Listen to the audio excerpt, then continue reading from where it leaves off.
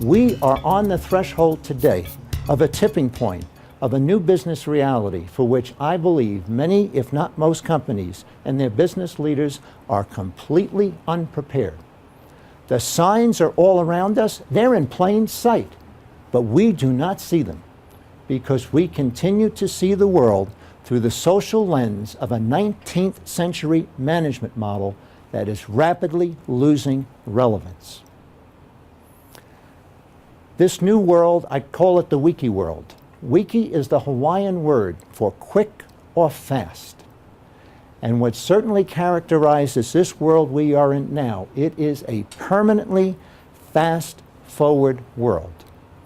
That may explain why there are so many change management initiatives. But I don't have to tell this group more than 75% of change management initiatives fail.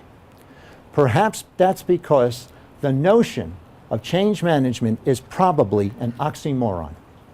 Because to think that you could manage change is to imply that you could somehow control change. I got a surprise for you. Change is going to happen, whether you approve it or not.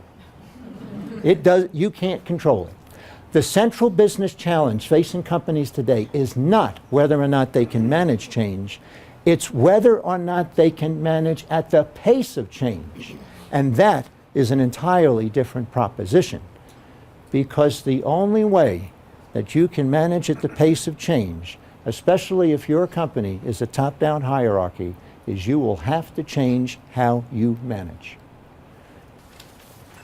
Despite all the rhetoric about how important customers are and listening to customers, top-down hierarchies usually start with what is most important to the bosses. You may have seen the recent CNBC special that focused on Ford and its remarkable turnaround. Alan Mulally, their new CEO, when he came in, one of the first things he did, he took the senior leadership team, he put them on a plane, he flew them to Connecticut, to the offices of Consumer Reports. They sat down, as Alan said, Consumer Reports, boy, do they have data. And they were more than willing to share all the data they had about their Ford vehicles. And as they sat down and gave their report, it was one ugly picture. And they weren't too far into this report before a couple of the Ford executives started saying, well, I know that's what the data said, but you need to understand. After this happened a couple of times, Alan Mulally stopped the meeting. And he looked at his colleagues and says, we are here to listen, and we are here to take notes. He was reminding them, we are not here to advocate or explain what is important to the bosses. We are here to learn and understand what's most important to the customers. And these good people at Consumer Reports are going to give us a window into what's important to customers. And so for the rest of that meeting, they listened and they took notes, and they went back to Detroit, and they used that as their roadmap. If you sit down with Consumer Reports today, you are going to get a much prettier picture about Ford vehicles. Now, whether Ford makes it to transforming totally to a peer-to-peer network remains to be seen. They have work to do, but they are off to a good start because they understand this first rule of understand what's most important to customers. In every one of your organization, there is an incredibly rich resource. In most of your companies, it is your richest resource. It is fully paid for, requires no investment. It also happens to be the most untapped resource in almost every company. And it is the collective knowledge of your own people. What top-down hierarchies lack are the processes to tap into it. Fully paid for, already exists.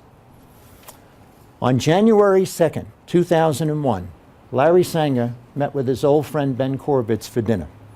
Ben was moving to San Diego. Larry had moved to San Diego a year earlier to take a job as an editor for a startup online encyclopedia called Newpedia. And over that dinner, Larry was sharing with Ben what a rough year they had, despite the fact that they had assembled an incredible group of academic experts and then put in place a sterling example of the 7-step review process that every good encyclopedia should have. At the end of this first year, they had a grand total of 25 some odd articles. Larry looked at Ben and said, at this pace, we'll be ready at the start of the third millennium.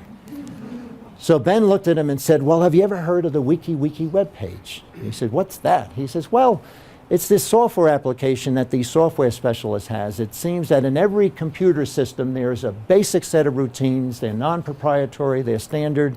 And these software specialists said, why should we keep recreating these every time we start a new program? Why don't we just have them sitting out there in cyberspace in common, and we can all, and as a matter of fact, we'll make it really superlative because we'll all work on it together and anybody can use it. And since it's non-proprietary, there won't be any problem.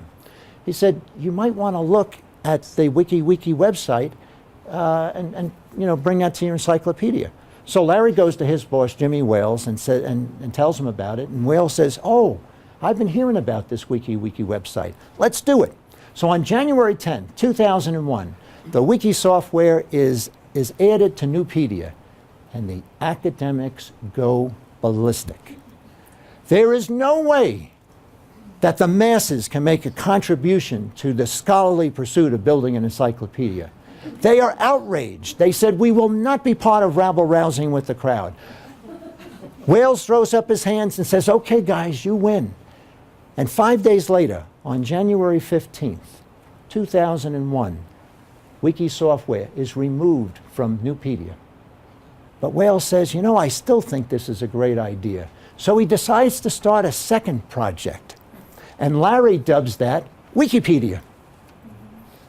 And you know the rest of this story. None of us have ever heard of Nupedia. And every one of us is using Wikipedia.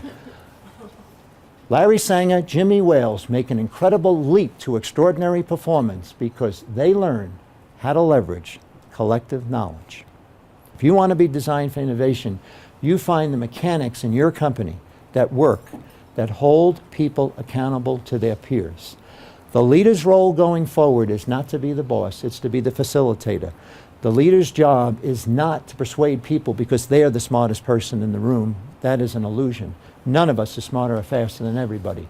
The leader's job is to create the circumstances in which we get quick access to the collective knowledge. There is no doubt in my mind, I've never met most of you before, but every one of us together is far, far smarter than I could ever hope to be. And if we had to do something that got thrown in a room together, I would trust your collective knowledge 10 times out of 10 times before I would trust my own. And that's just not even... One of the things we discovered is, my God, we work with incredibly, powerfully intelligent people. Colorado has intelligent people. We're just touching the first level. The real intelligence is when you can access Colorado's collective knowledge.